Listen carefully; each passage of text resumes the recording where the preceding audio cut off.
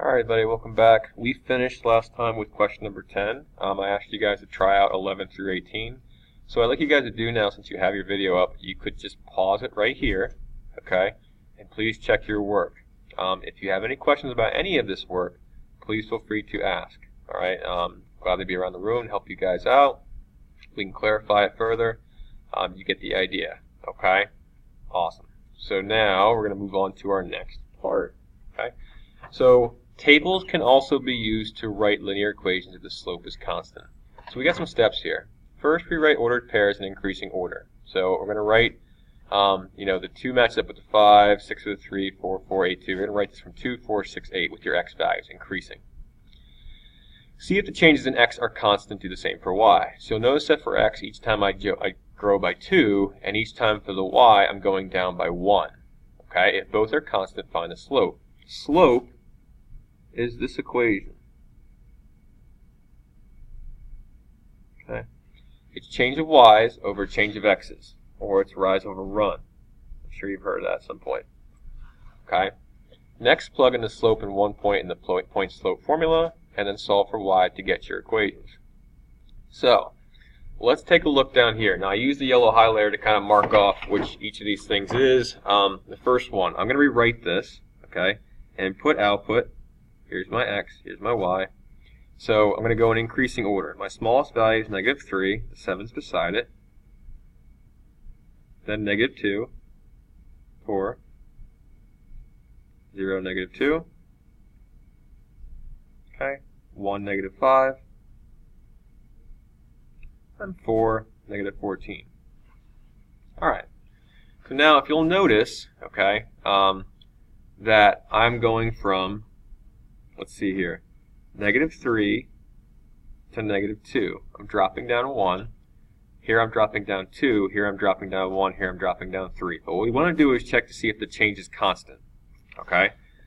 So from here, 7 to 4, the change is, since I'm only going down 1, this is going down 1, this is going down 3. Here I'm going down 2, but I'm going down 6. Going down 1, going down 3, going down 3, going down 9. So the change is actually the same throughout. Okay? Now, I want to figure out what my slope is.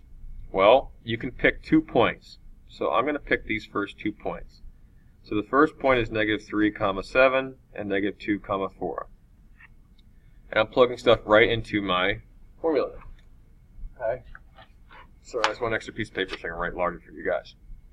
So my slope formula is as follows. Okay, m equals y2 minus y1 over x2 minus x1. And what we're taking a look at here is we can say 4 minus 7, okay, over -2 minus -3. So that gives me -3 over -2 plus 3 is 1. So there's my slope. Alright? Now, from here, it says up here the point slope formula. Okay? Point slope formula is y minus y1 equals mx minus x1. So you can pick a point. Now, I'm going to pick the easiest point I can think of, which is 0, -2. I'm going to put -2 in for my y sub 1. I'm going to put a 0 in for my x sub 1. So, let's see here. Like so. Okay, I picked 0, -2. My slope is -3. And then x minus 0. Let's just clean this up. Okay. Y plus 2 equals -3x. And then -3 times 0 just cancels out. I'm so very close to being done. I can subtract 2 over. Y equals -3x minus 2. Okay? That was all for our first one. Alright, I know it's a lot of work. Please don't stress too much. You're not going to get a crazy amount of these problems. Now, next one. Let's rewrite this. Okay, I'm going to rewrite this in xy. Now you see how it says t and f of t? This is other notation for x and a y. F of t is a function of the value t. The t represents my variable x in this problem. So increasing order, we got -3 is 3, 0 is 3, 1 is 3, 2 is 3, 5 is 3. The change is constant throughout. Alright, so let's take a look. The change is constant, okay, because I'm not really going anywhere. So my slope, y2 minus y1 over x2 minus x1. You pick which 2 points you want. I'm going to pick the first two, -3, 3, and 0, 3. So I'm doing 3 minus 3 over 0 minus -3, or 0 over 3, which gives me 0. Okay? So y minus y sub 1 equals mx minus x sub 1. I'm going to let's pick the point 0, 3. So everywhere I see an x, I put a 0, and everywhere I see a y, I put a 3 in. Or my y sub 1, x sub 1 rather. This is my slope. So y minus 3 equals 0, x minus 0. Well, 0 times anything just gives me 0. And to solve for this, just add 3 over. Boom, there's my equation. Okay? Alright, on the back side, or sorry, this last one here, just super quick. I'm going to write everything out. See, -2, -1, -1, 4, 0, -4, 1, 6, 4, 9. Okay? So let's see. This would be an example where if you take a look, going from -2 to -1, I'm dropping down 1. I'm going up, rather, up 5. Dropping down 1, okay? To go from 4, -8, you're subtracting down 8. Okay? I'm going up 1, okay? And then I'm adding 12. There's no pattern here. Because there's no pattern, there is no linear function. Alright? So I really want you guys to focus on these first two. Those are the type you'll run into. Alright. On to the second page. So here we've got some word problems, okay? There is a formula sheet. I'm going to print this out for you guys, or I'll have any formulas on the board you might need. A rectangle has a width of 7 feet and an area of 35 square feet. What's its length? Area equals length times width. So I plug in 35 for my A, and I plug in, I don't know what my L is, and my width is 7. If I want to solve for L, I just divide both sides by 7. So my length equals 5. Don't forget units, feet. Okay? Simple enough. You're just manipulating the equation to get the variable you want. That's it.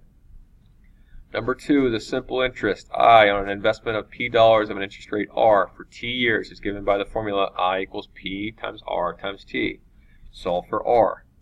So I equals P times R times T. I want R by itself. It's P times R times T.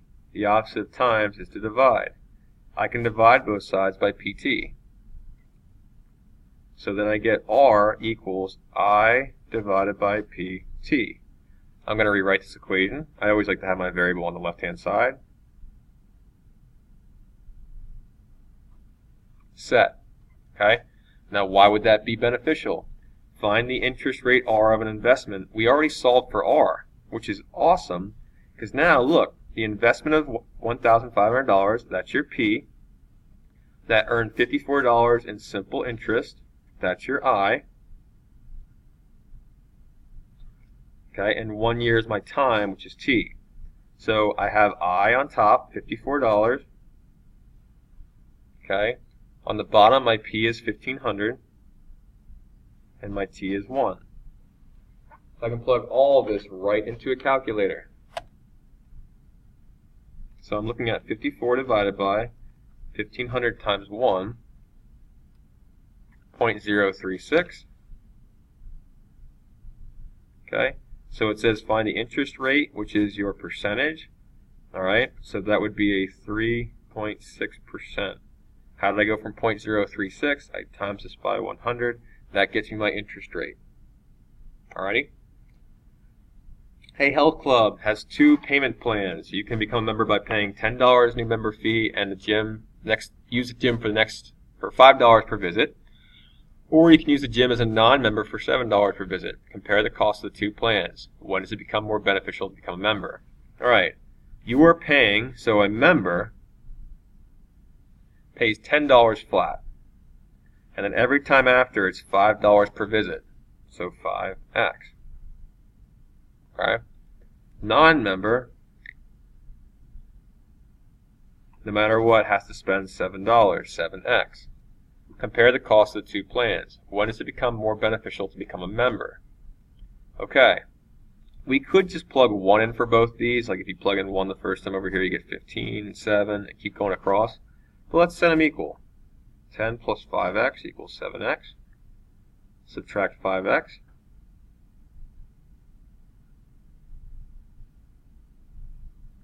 Okay. So 5. What does that 5 mean? After 5 visits, more beneficial to be member. Okay? Awesome. Number 4. A pizza restaurant charges for pizzas and adds a delivery fee. The cost C in dollars to have any number of pizzas P delivered to a home is described by the function C equals 8P plus 3. Which statement is true? The cost of 8 pizzas is $11. I wish beyond belief that was true, but that would never be true. It's too good to be true. The cost of 3 pizzas is $14. Well, look, number of pizzas is P. So if I put in a 3 for my P, let's see here. 8 times 3 is 24, plus 3 is 27. So that would be $27. That does not make sense. And you could have done that up there as well. It's just common sense wise. Each pizza costs $8 and the delivery fee is $3.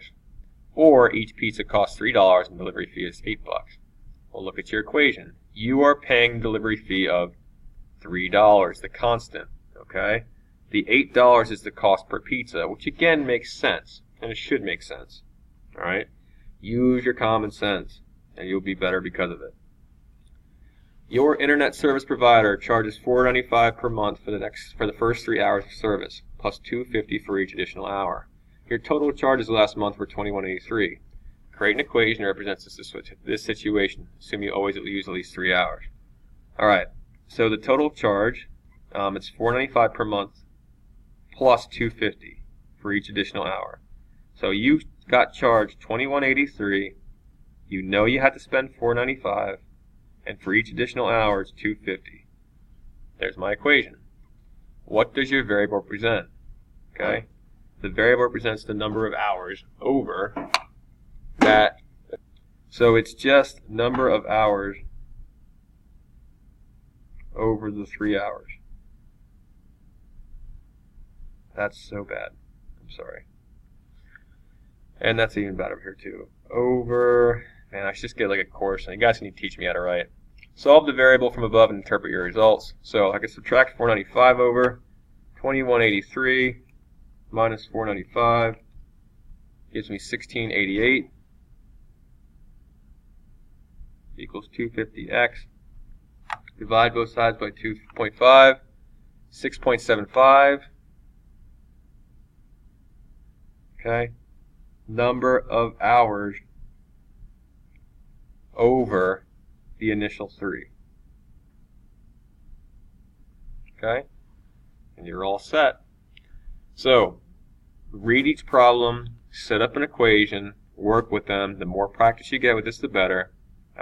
Keep up the good work. Please don't hesitate to ask if any of this is like you're really struggling with it, as we can gladly spend more time in class going over it. Okay? Good luck. We're all counting on you.